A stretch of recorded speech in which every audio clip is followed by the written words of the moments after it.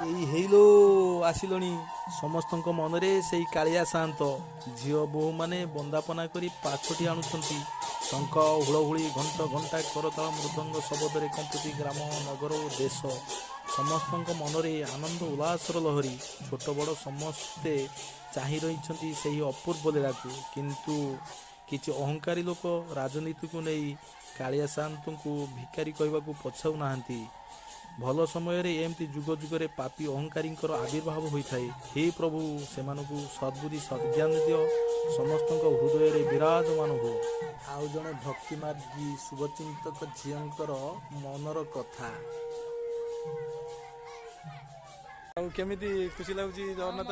ମତେ ତ ବହୁତ ମଜା ଲାଗୁଛି। ବହୁତ ମଜା ଲାଗୁଛି। ହେଲେ ମୁଁ ଟିକେ ଆଉ ଟିକେ କହିବାକୁ ଯିବି, ଯଦି ଆମର ହେଲା ବସିଛନ୍ତି ଯୋଉ ଇଏଟା ଠାକୁର ଫଟୋ, ଯଦି ତିନିଟା ମୂର୍ତ୍ତି ହେଇଥାନ୍ତା ତାହେଲେ ଆଉ ଟିକେ ଭଲ ହେଇଥାନ୍ତା, ଆଉ ଟିକେ ଉଚ୍ଚା ହେଇଥିଲେ ହେଇଥାନ୍ତା। ସେଠି ଫଟୋଟା ଜଗନ୍ନାଥ ସୁଭଦ୍ରା ବଳଭଦ୍ରଙ୍କର ଟିକେ ଯୋଉ ଆମର ହେଇଥାନ୍ତା, ମୂର୍ତ୍ତିଟା ବସିଥିଲେ ବେଶୀ ସୁନ୍ଦର ଲାଗିଥାନ୍ତା।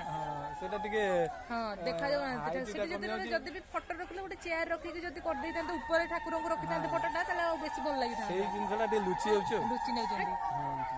ହଉ, ଧନ୍ୟବାଦ। ଏ ପୂର୍ବତନ ସରପଞ୍ଚଙ୍କ ଝିଅ, ତାଙ୍କ ନାଁ କଣ?